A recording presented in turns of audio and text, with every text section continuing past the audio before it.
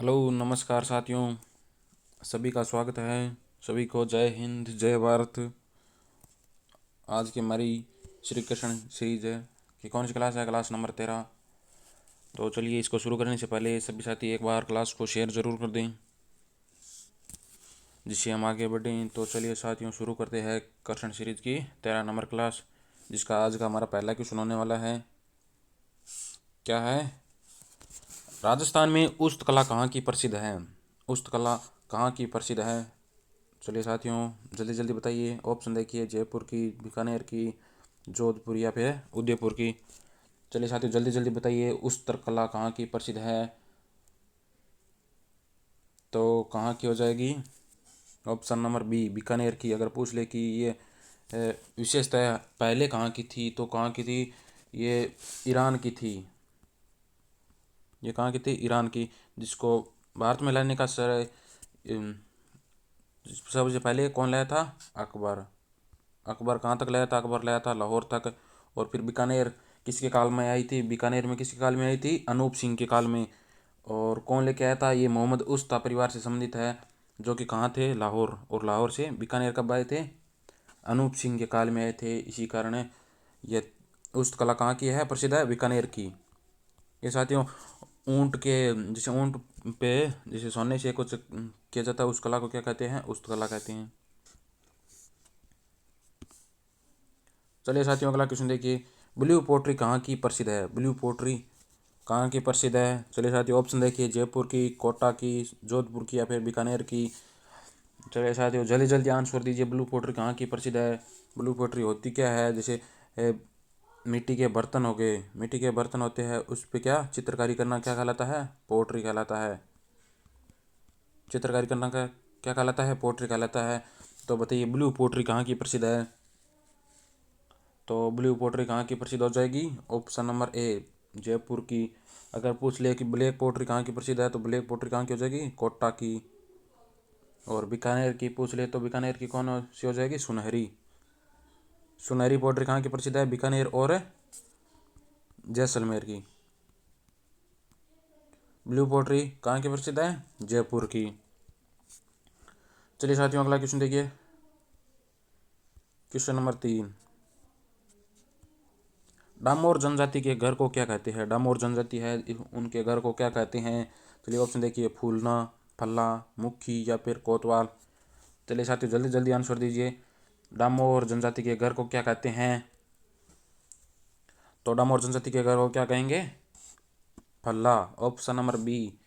और फूलना क्या होता है? डामोर जनजाति के गांव, गांव को क्या कहते हैं? फूलना। ये फल्ला में जिसे 10 से 12 घर आ गए उसे क्या कहेंगे? फल्ला।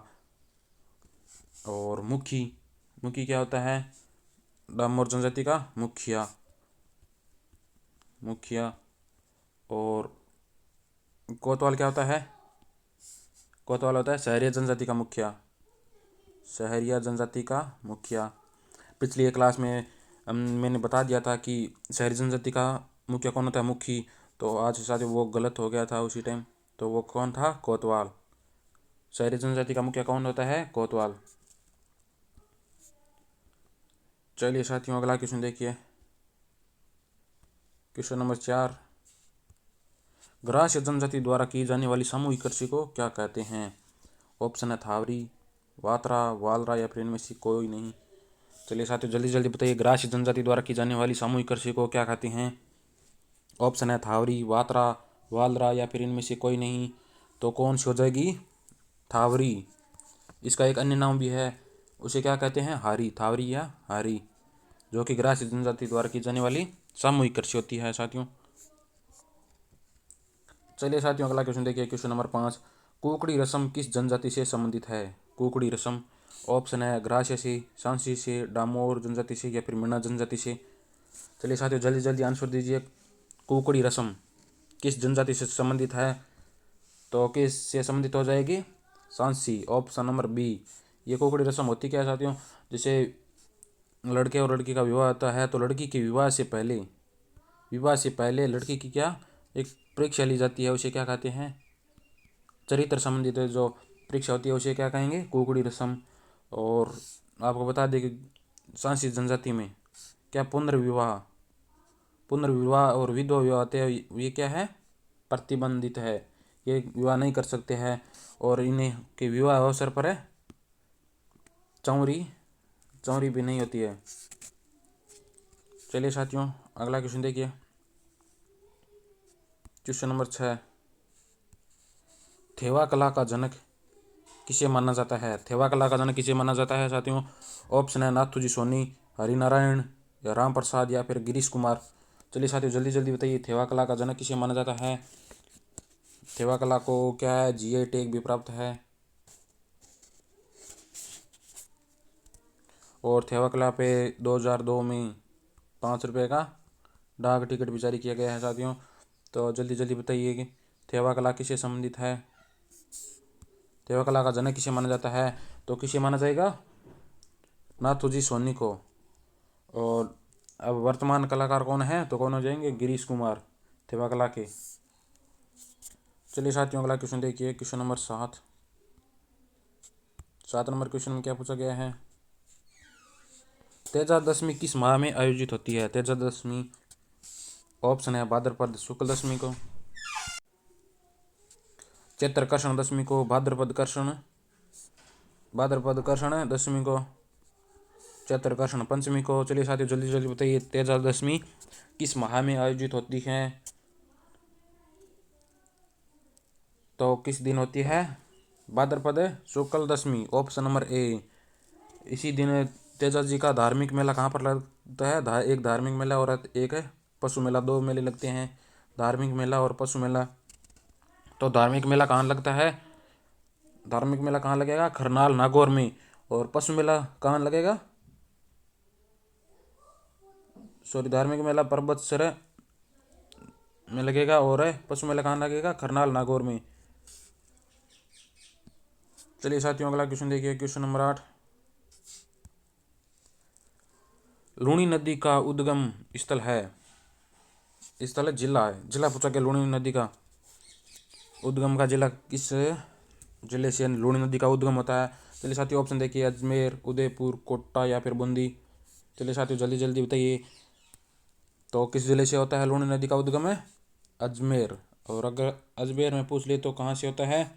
नाग पहाड़ अजमेर से। और अगर पूछ ले कि लूणी नदी में जिले कौन कौन से हैं, तो जिले बताइए साथियों, जिले कौन कौन से हैं? पहले निकलती है अजमेर से, फिर नागौर के बाद में कहाँ आती है? पाली में, पाली के बाद में कहाँ आएगी? जोधपुर के बाद में कहाँ आएगी? बाड़मेर के बाद में जालोर, और जालोर से गुजरात कच्छ के रण में चली जाती है साथियों। अगर इसकी लंबाई पूछ ली तो कितने किलोमीटर है? 495 किलोमीटर। और राजस्थान में कितनी है? 330 से 350 किलोमीटर अनुमानित मानी जाती है, 350 किलोमीटर। चलिए साथियों, अगला क्वेश्चन देखिए, क्वेश्चन नंबर 9।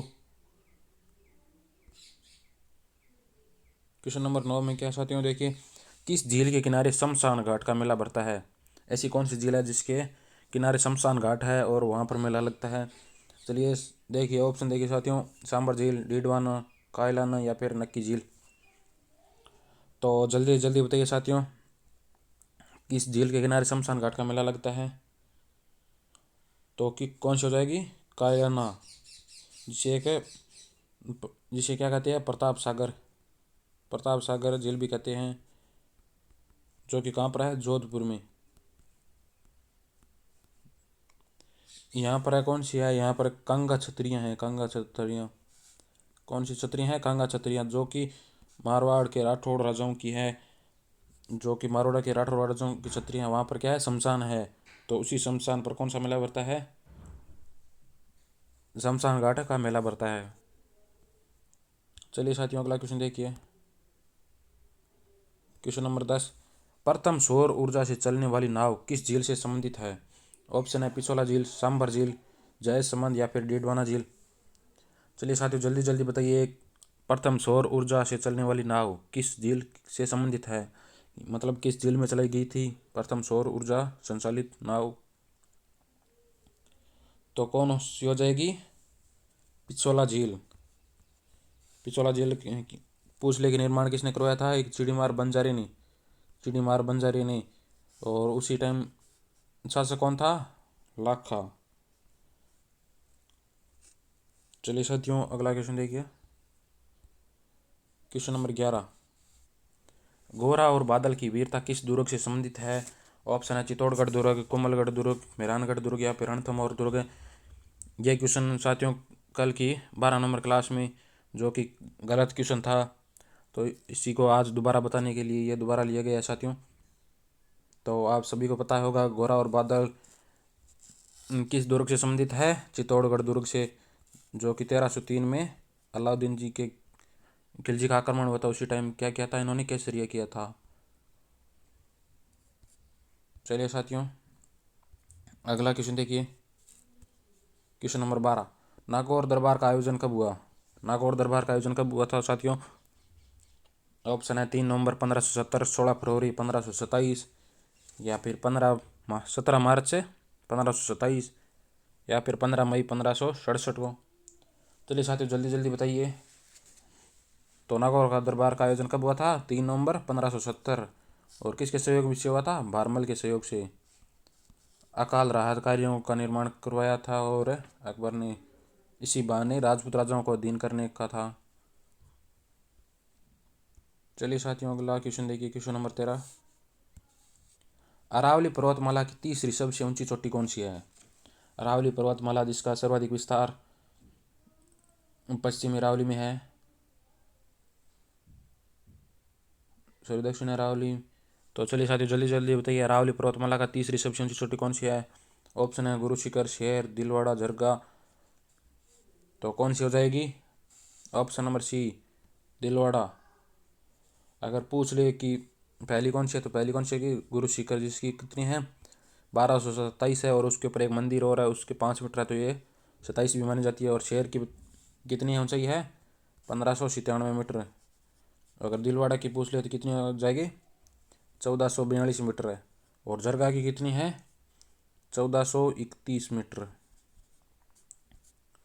चलिए साथियों अगला क्वेश्चन देखिए, क्वेश्चन नंबर 15। भूमि की उर्वरता कम होने पर कौन सी फसल बोनी चाहिए? अगर भूमि की उर्वरता कम हो गई है तो कौन सी फसल बोनी चाहिए? ऑप्शन देखिए, चने की फसल, सरसों की फसल, उड़द की फसल या फिर गेहूं की फसल। चलिए साथियों जल्दी जल्दी आंसर दीजिए। भूमि की उर्वरता कम होने पर कौन सी फसल बोनी चाहिए? तो कौन सी फसल बोनी चाहिए? ऑप्शन नंबर सी उड़द की फसल। चलिए साथियों अगला क्वेश्चन देखिए, क्वेश्चन नंबर 16। बयाना का युद्ध कब लड़ा गया? बयाना का युद्ध कब लड़ा गया था? 17 मार्च 1527 को, 16 फरवरी 1527, 16 मार्च 1528 या फिर इनमें से कोई नहीं। चलिए साथियों जल्दी जल्दी बताइए बयाना का युद्ध कब लड़ा गया था? तो बयाना का युद्ध कब लड़ा गया था? कब हो जाएगा ये साथियों? थोड़ा सा मिसप्रिंट है इसे, 16 मार्च कर लीजिए, 16 मार्च 1527 को। 16 मार्च, सॉरी 16 फरवरी, ये नीचे वाला है, सॉरी 16 फरवरी 1527 को। बयाना का युद्ध कब लड़ा गया था? 16 फरवरी 1527 को। और 16 या 17 मार्च को कौन सा हुआ था? खानवा का जो कि राणा सांगा और बाबर के मध्य हुआ था। और बयाना का भी किसके मध्य हुआ था? राणा सांगा और बाबर के मध्य। और हल्दी घाटी का पूछ ले तो 18 जून 1576। चलिए साथियों अगला क्वेश्चन देखिए, क्वेश्चन नंबर 17। टोंक राज्य की स्थापना किसके द्वारा करवाई गई? टोंक राज्य की स्थापना किस शासक ने की थी? ऑप्शन है वजीर खान पिंडारी, अमीर खान पिंडारी या फिर इब्राहिम खान पिंडारी या फिर करीम खान पिंडारी। चलिए साथियों जल्दी जल्दी आंसर दीजिए। तो टोंक राज्य की स्थापना किसके द्वारा करवाई गई थी? क्या सही हो जाएगा? Amir Khan Pindari, option number B, जिन्होंने टोंक राज्य की स्थापना की थी। चलिए साथियों आज की क्लास में इतना ही था। सभी को जय हिंद, जय भारत। यदि कई बार क्लास में कुछ थोड़ा गलत हो जाता है तो साथियों उसे बता दीजिए, उसे अगली क्लास में सही करके आपको बता देंगे। ज़्यादा तो नहीं होता है पर कभी कभार हो जाता है साथियों। तो आज की क्लास में इतना ही। अगर आपको इसकी पीडीएफ चाहिए तो टेलीग्राम चैनल ज्वाइन कर लेना RPRAC, जिसका लिंक डिस्क्रिप्शन में दिया हुआ है। और तो सभी को जय हिंद, जय भारत।